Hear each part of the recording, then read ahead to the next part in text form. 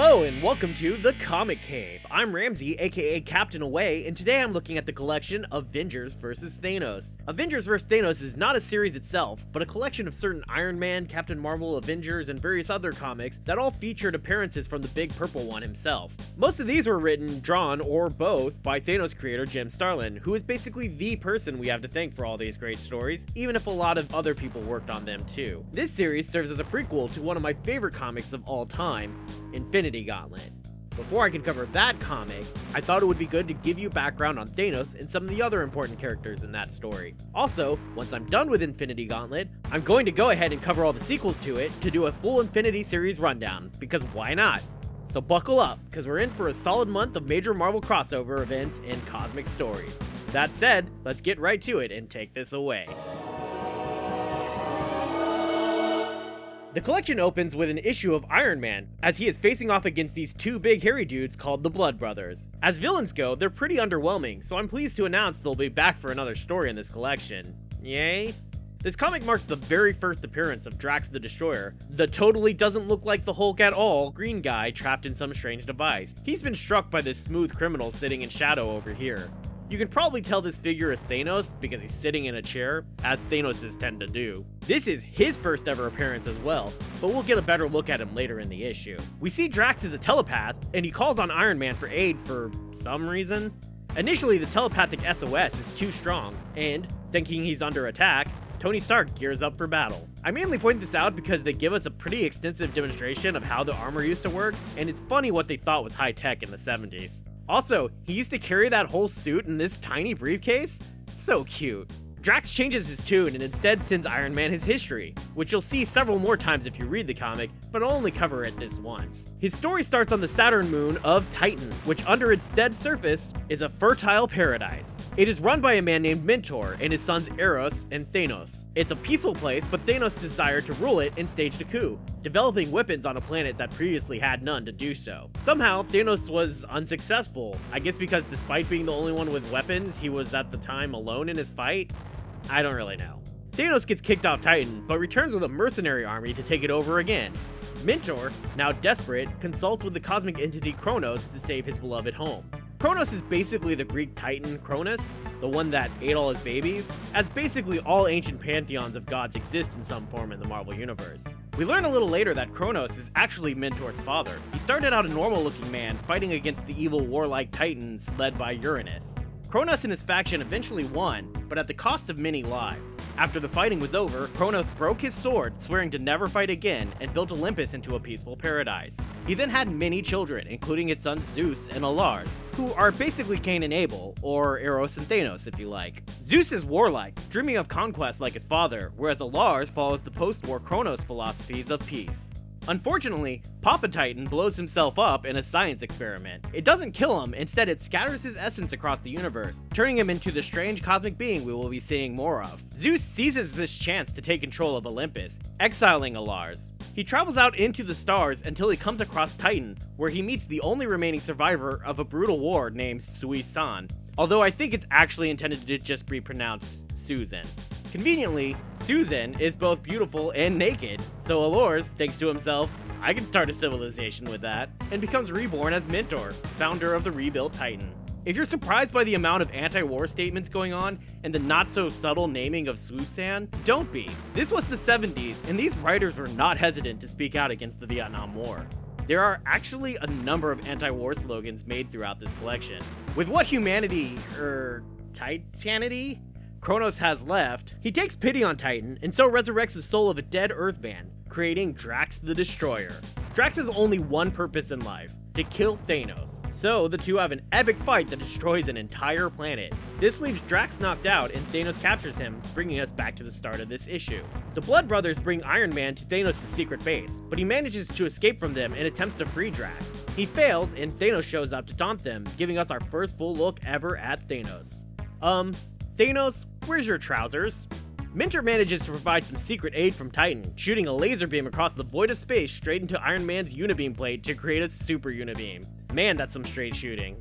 Now free, Drax and Iron Man combine forces to stop Thanos, but he escapes using the clever aid of the old Marvel fallback. a robot duplicate. That brings us to the issues of Captain Marvel, which comprise a good chunk of this book, with 9 of the about 21 issues included here. While Thanos features prominently as a villain in these issues, most of the story is actually about a villain named the Controller taking control of the rich and powerful across Earth with these mind-controlled slave discs.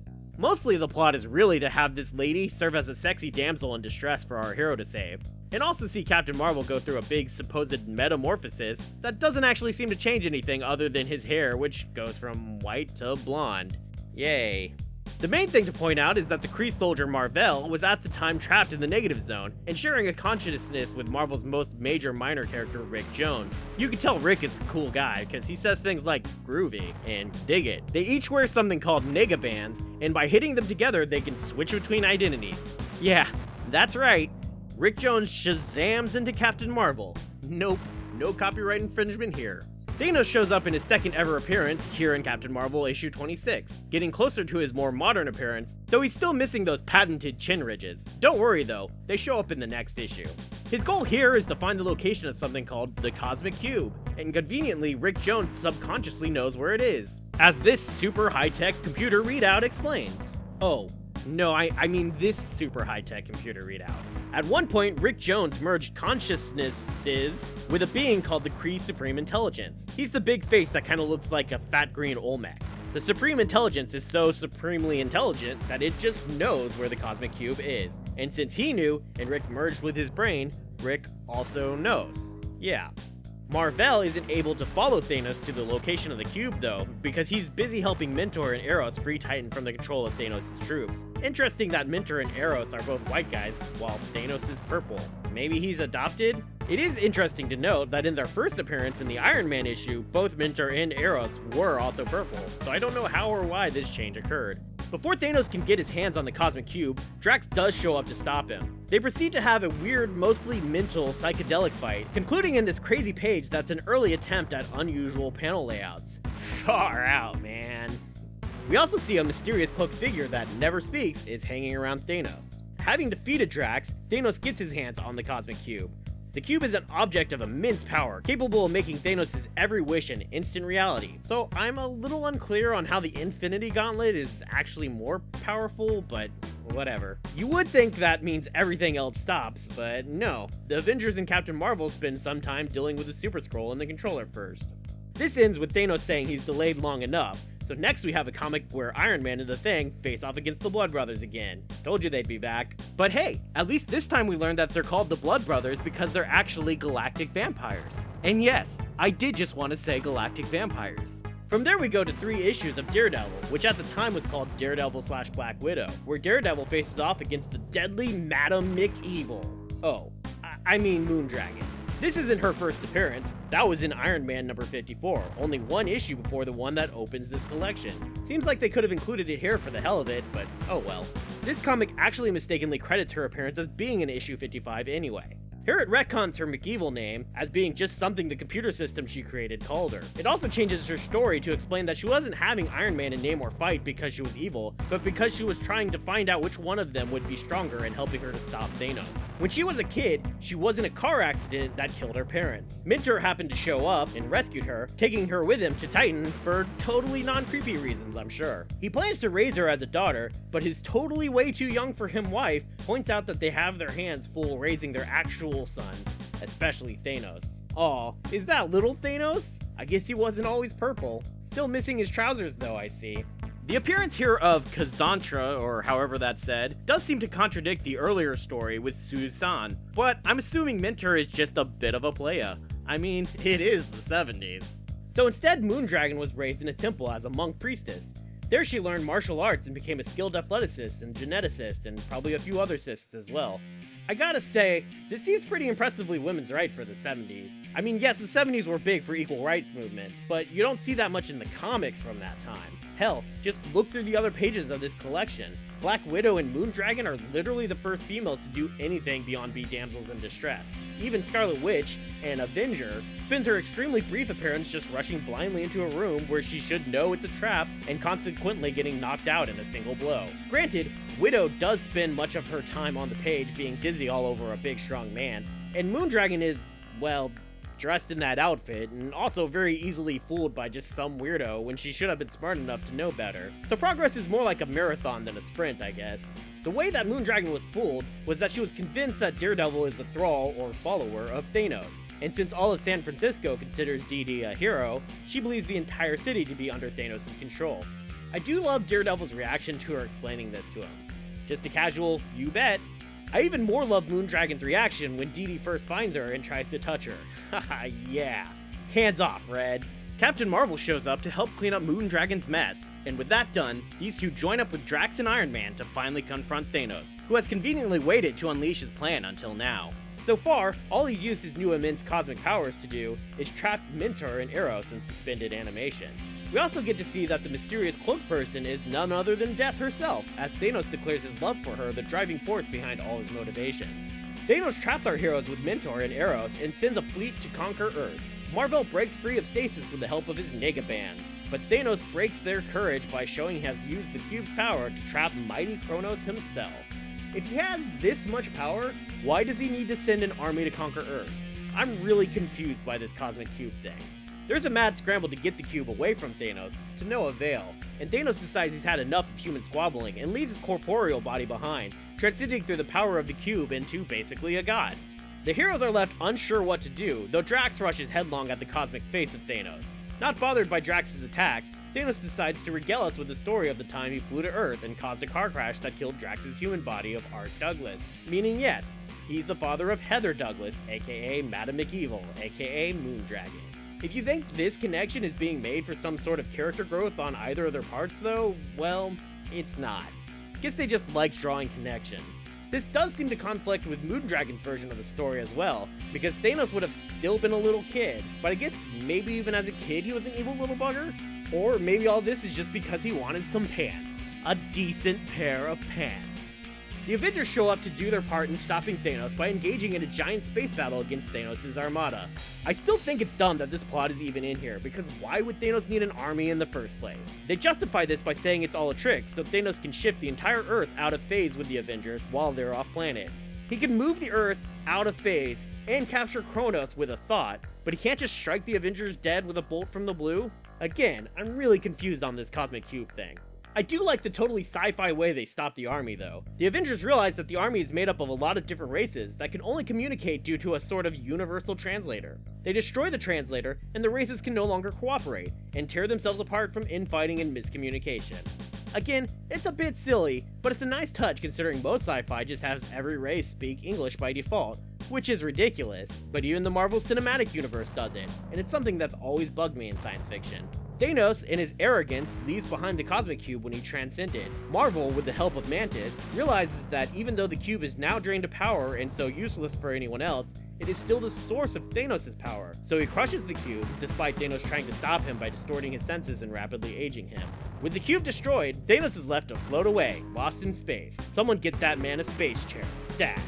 With Thanos defeated and seemingly dead, we move on to a new hero and new villain with Adam Warlock in the Magus. Warlock is a complicated character who I'll need to cover in his own episode. For now, understand that he's not human, but was created in a lab and often appeared as a villain to people like the Fantastic Four and Thor. He has died and been reborn a few times by entering into a cocoon that could regenerate him. Yeah. He also obtained a gem in his recent history called the Soul Gem. He keeps it on his forehead and it contains immense power, which Adam is able to use to instantly kill any opponent. Since he's a good guy now though, he doesn't like to use it. In the pages of a comic called Strange Tales, he and his companion, the troll Pip, have been facing off against a being known as Silver Afro. Oh, I mean, the Magus. The Magus is the head of something called the Universal Church of Truth, which has been going about the galaxy bringing death to everyone to an extent that would make even Thanos a little sick.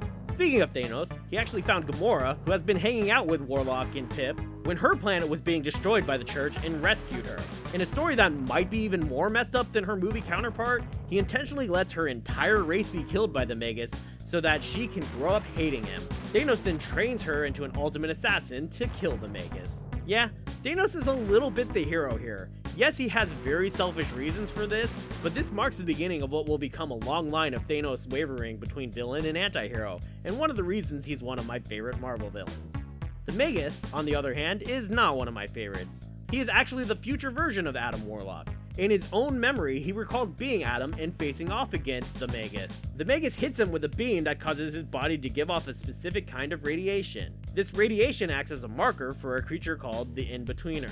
The In-Betweener touches Adam, drawing him into his realm, where he comes to realize that there is no good or evil, but only purpose or death. He tries to hide from the insanity inside one of his cocoons, but eventually the madness claims him and he emerges as the Magus. I always hate villains that readily recognize they're crazy and evil. I know this might seem weird after everything I just said, but that villain motivation is just not believable to me. Thanos helps Adam change his own future with the aid of this machine called a time probe. Gross. Adam uses the time probe, gross, to enter this realm that creates a visual representation of his timeline. While Thanos has a Dragon Ball Z style fight with the Magus, Adam runs into his own future to find a bitter, angry version of himself. Though only months have passed, this Adam claims to have lost everything he ever loved, and broken and defeated, he welcomes death. So past Adam hits him with a beam from the Soul Gem, severing the Magus' timeline and wiping him from existence. Though the day is saved, Thanos takes over the Magus' goal of total stellar genocide.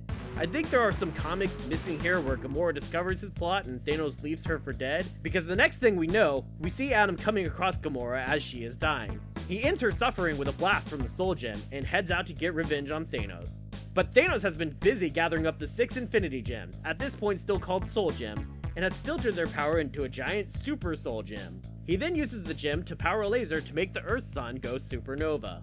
Despite once again having immense cosmic power, Thanos again sends a giant space armada at Earth, and the Avengers again intercept it for a giant space battle. He also leaves Pip brain dead. Can't say I'm sad about this, Pip is the worst, but he was Adam's only friend.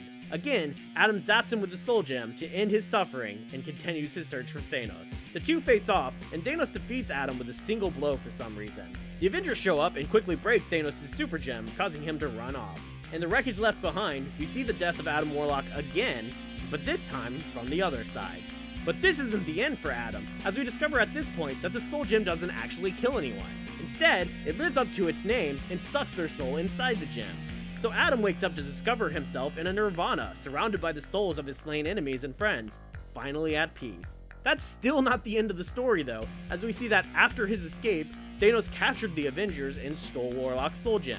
He realizes it has enough power to finish his attack on the sun. Unfortunately for Thanos, Spider-Man's spider sense warns him of the danger, and he is able to show up with the Thing to Thanos' flagship and free the Avengers. This was all the manipulation of the living embodiments of Chaos and Order, who we will also be seeing more of later in the Infinity Saga. They point Spider-Man to the Soul Gem so he can smash its container. Once freed, Chaos and Order call forth the soul of Adam Warlock to confront Thanos and turn him into stone.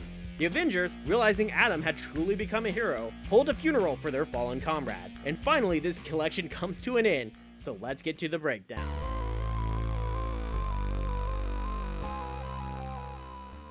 I can't say there's a lot about this collection I especially enjoyed. It does provide a massive amount of background information on many of the major characters in the Infinity Saga, so it's pretty useful for that. But most of the writing is pretty heavy-handed and extremely slow-paced. There's also a ton of full-page recaps that cover the story of other comics already collected together here, often making this a bit of a slog to get through.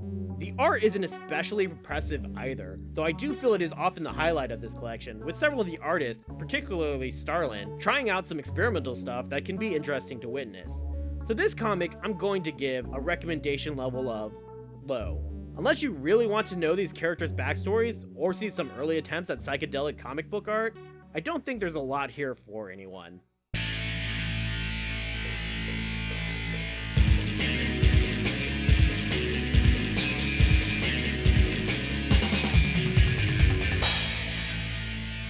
Thanks everybody for watching. I hope you're all as excited about Avengers Endgame as I am, because I mean it when I say that the next several weeks, I will be going over the Infinity Saga that inspired this arc in the movies.